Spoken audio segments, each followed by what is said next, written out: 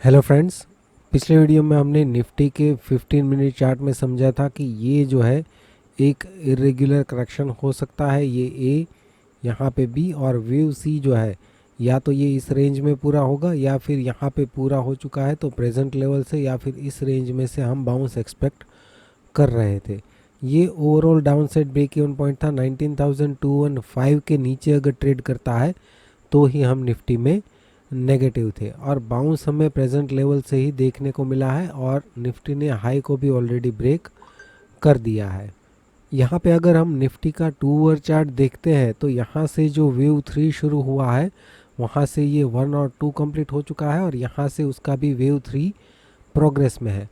हमने बात की थी कि अगर ये वाकई में वेव 3 है तो इसका हमने रिट्रेसमेंट निकाला था 23 to 38% और हमने बात की थी कि 38% को ये ब्रेक नहीं करना चाहिए अगर वाकई में ये वेव 3 है तो, और अगर ये इरेगुलर करेक्शन है तो यहाँ से ये बाउंस कंटिन्यू करना चाहिए और यहाँ से बाउंस कंटिन्यू हुआ है।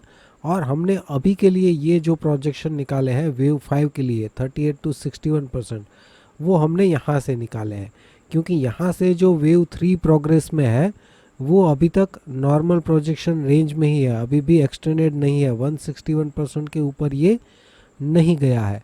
तो हमने यहाँ से ही वेव 5 के प्रोजेक्शन निकाले हैं। इसका मतलब 1 और 2 हमें यहाँ पे दिख नहीं रहे हैं। हमने यहाँ पे 3 और इसको 4 कंसिडर किया है और 5th के लिए प्रोजेक्शन रेंज ऑलरेडी निकाली है, जिसमें यहाँ पे ये 38% को ऑलरेडी अचीव कर चुका है। अभी अगर यहाँ से प्रेजेंट लेवल से ही डिक्लाइन करता है तो ये रिट्रेसमेंट रेंज जो है 23 to 38% ये हमने यहाँ से लेके टॉप की निकाली है, राइट। इस रेंज में जब भी नया हाई बनेगा तो ये रिट्रेसमेंट रेंज भी ऊपर की तरफ शिफ्ट होती जाएगी। अभी के लिए हम क्या करेंगे, यहाँ से जो वेव 5 शुरू हुआ है 19,386 से उसके प्रोग्रेस को स्मॉलर टाइम फ्रेम में देखेंगे। यहाँ पे अगर हम देखें तो ये इरेगुलर करेक्शन के बाद ये ए और 1 और बी और 2 कंप्लीट हो चुके हैं और सी और 3 की अगर हम बात करें तो ये अभी प्रोग्रेस में है या तो यहाँ पे पूरा हो चुका है। अब तक इसने जितना प्रोग्रेस किया है उसका अगर हम रिट्रेसमेंट निकालते हैं तो ये इमीडिएट सपोर्ट रेंज है निफ्टी के लिए अभी भी 19,661 से लेके 19,618 ये सपोर्ट रेंज है और 19,618 जो है वो down side break even point है। अगर इसको ब्रेक करता है तो फिर से हमें यहाँ तक का डिक्लाइन एटलीस्ट देखने को मिल सकता है। अगर 19,618 को ब्रेक करता है तो ही उसके बारे में सोचना है, अदरवाइज इस रेंज में से सपोर्ट लेके अभी भी एक बाउंस हमें देखने को मिल सकता है।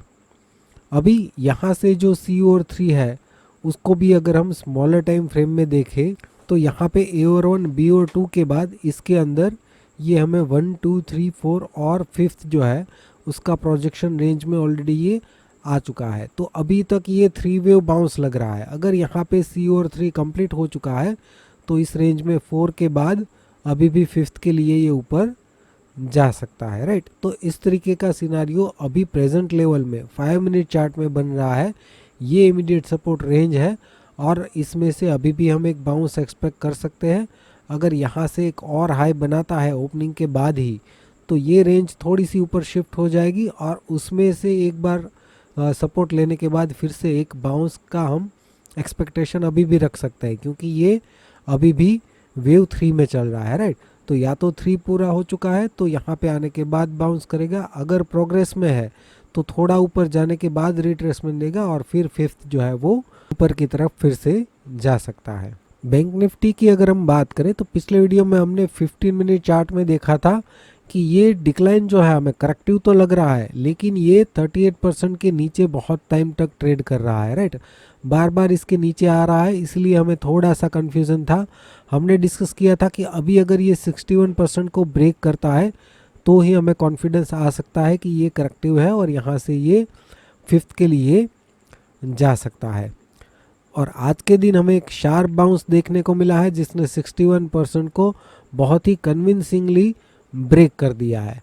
आज बैंक निफ्टी में हम ओवरऑल देखने वाले हैं वीकली चार्ट से शुरू करके, राइट। तो वीकली चार्ट में अगर हम देखें तो यहाँ से एक इम्पल्स मूव शुरू हुआ है 16,116 से जो बाउंस है उसको अगर हम समझने की कोशिश करें तो यहाँ पे 1 2 3 और 4 कंप्लीट हो चुका है और यहाँ से अगर हम फिफ्थ का प्रोजेक्शन निकालें तो 38 और 61% की रेंज में ऑलरेडी बैंक निफ्टी आ चुका है। यहाँ पे जो वेव 3 है उसके अंदर का अगर हम काउंटिंग देखें तो वहाँ पे भी हमें 5 वेव दिख रहे हैं क्लियरली, राइट। तो ये काउंटिंग को हम वैलिड मान सकते हैं। वेव 5 की अगर हम बात करें तो नॉर्मल प्रोजेक्शन रेंज में आ चुका है। अब इस वेव 5 को अगर हम स्मॉलर टाइम फ्रेम में देखें जो 32,155 से शुरू हुआ है, उसको अगर हम देखें स्मॉलर टाइम फ्रेम में तो यहाँ से ये 1 और 2 कंप्लीट हुआ है और ये 3 और 4 जो है यहाँ पे इरेगुलर करेक्शन की पॉसिबिलिटी है, इसको इसीलिए हम ओवरलैपिंग कंसिडर कर सकते हैं, राइट। तो यहाँ पे ये 1 और 2 के बाद 3 4, हालांकि यहाँ पे 4 जो है थोड़ा सा ज़्यादा रिट्रेस हुआ है, लेकिन फिर भी अगर हम यहाँ पे 4 और इसको फिफ्थ कंसिडर करें तो यहाँ पे भी 38 to 61% की रेंज में ऑलरेडी ये आ चुका है, हाई को ब्रेक कर चुका है और इस रेंज में भी ये आ चुका है। तो मिनिमम प्रोजेक्शन रेंज जो है ये ओवरऑल वेव 5 की भी हो चुकी है और उसके अंदर का वेव 5 जो है वो भी मिनिमम रिक्वायरमेंट कंप्लीट कर चुका है, राइट। तो बैंक निफ्टी में अगर हम देखें तो ओवरऑल जो है जो 16,116 से बाउंस शुरू हुआ है वहाँ से हमें लग रहा है कि एक इम्पल्स कंप्लीट होता हुआ हमें दिख रहा है। लेकिन अगर निफ्टी का सिनारियो देखें तो निफ्टी में हमें यहाँ से जो है ये बैंक निफ्टी ने लो ब्रेक नहीं किया है, जबकि निफ्टी में ये ब्रेक हो चुका है। तो निफ्टी में क्या हो रहा है कि निफ्टी में एक इम्पल्स के बाद करेक्शन और वो भी 61% के आसपास आया है, उसके बाद फिर से एक इम्पल्स और करेक्शन। तो निफ्टी जो है हमें बहुत ही ज़्यादा बुलिश सिनारियो सजेस्ट कर रही है, जबकि बैंक निफ्टी में अगर हम देखें तो यहाँ पे एक बड़ा इम्पल्स कंप्लीट होता हुआ लग रहा है। तो यहाँ से एक बड़ा रिट्रेसमेंट हमें बैंक निफ्टी में देखने को मिल सकता है, राइट।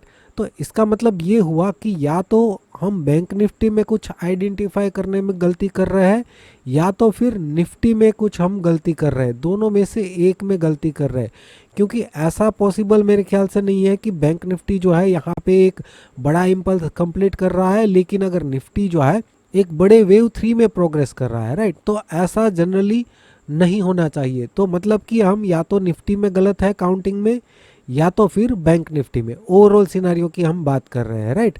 अभी के लिए बैंक निफ्टी पे फोकस करते हैं। यहाँ से जो वेव 5 शुरू हुआ है उसको भी अगर हम स्मॉलर टाइम फ्रेम में देखें तो वहाँ पे भी ये 1 2 और 3 और 4 के बाद फिफ्थ का अगर हम प्रोजेक्शन निकालें तो ये भी नॉर्मल प्रोजेक्शन रेंज में ऑलरेडी आ चुका है, राइट। और यहाँ से जो वेव 5 शुरू हुआ है इसको भी अगर हम देखने की कोशिश करें स्मॉलर टाइम फ्रेम में तो यहाँ पे भी ये 1 2 3 और 4 के बाद फिफ्थ का अगर हम प्रोजेक्शन निकालें तो नॉर्मल प्रोजेक्शन रेंज में आ चुका है लेकिन अभी हाई को ब्रेक नहीं किया है। तो हो सकता है कि इस रेंज में ये अभी भी बाउंस दे सकता है। अभी फाइनली जो यहाँ से फिफ्थ शुरू हुआ है 44,548 से, उसको भी अगर हम स्मॉलर टाइम फ्रेम में देखें तो यहाँ पे ये ए और 1 बी और 2 के बाद सी और 3 जो है वो या तो कंप्लीट हो चुका है या अभी भी प्रोग्रेस में है और सी और 3 का रिट्रेसमेंट आ रहा है 45,353 से लेके 45,227। ये बैंक निफ्टी के लिए इमीडिएट सपोर्ट रेंज है और 45,227 जो है वो डाउनसाइड ब्रेक इवन पॉइंट है। अगर इसके नीचे ट्रेड करता है तो फिर से हमें यहाँ तक का एक डिक्लाइन देखने को मिल सकता है। इस रेंज में सपोर्ट लेता है तो एक और फिफ्थ का बाउंस हमें देखने को मिल सकता है, जो कि हम बोल सकते हैं कि वो फाइनल बाउंस हो सकता है। अगर हम इस पूरे बैंक निफ्टी के वीकली से लेके 5 मिनट के एनालिसिस में अगर सही है तो बैंक निफ्टी में एक बहुत ही बड़ा रिट्रेसमेंट हमें देखने को मिल सकता है, जिसका ये फाइनल वेव 5 प्रोग्रेस में है। तो हम क्या करेंगे, निफ्टी में जो हमने ओवरऑल सिनारियो समझा है वहाँ पे हम 2 और चार्ट में ये 38% पे फोकस रखेंगे, राइट। ये डाउनसाइड ब्रेक इवन पॉइंट इसको ब्रेक कर देता है तो हम काउंटिंग में चेंजेस करेंगे, राइट, क्योंकि ये फिर बैंक निफ्टी के फेवर में जाएगा। अगर इसको ब्रेक करता है तो मतलब कि हमारी गलती निफ्टी में है, बैंक निफ्टी में हमारा काउंटिंग सही है।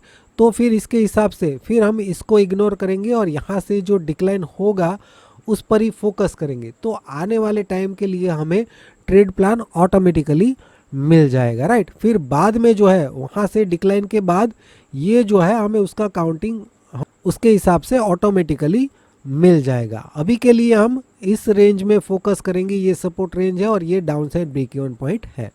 फ्रेंड्स, अगर आपको इस तरीके का एनालिसिस पसंद आ रहा है तो वीडियो को लाइक करना मत भूलिएगा, और अगर चैनल पर नए हैं तो इसी तरीके के बिना कोई भी बकवास किए हुए टू द पॉइंट एनालिसिस के वीडियोस पाने के लिए सब्सक्राइब कर दीजिएगा। और अगर आपको इलियट वेव समझना है, सीखना है और टेलीग्राम में जुड़ना है तो मंथली, 2 मंथली और 3 मंथली जो प्लान्स है मैंने डिस्क्रिप्शन में उसका लिंक ऑलरेडी दे रखा है, राइट। तो उस लिंक पर क्लिक कीजिए जहाँ पे आपको Elliot wave course plus Telegram channel का एक्सेस जो है वो मिल सकता है। वीडियो देखने के लिए आपका बहुत बहुत शुक्रिया, धन्यवाद।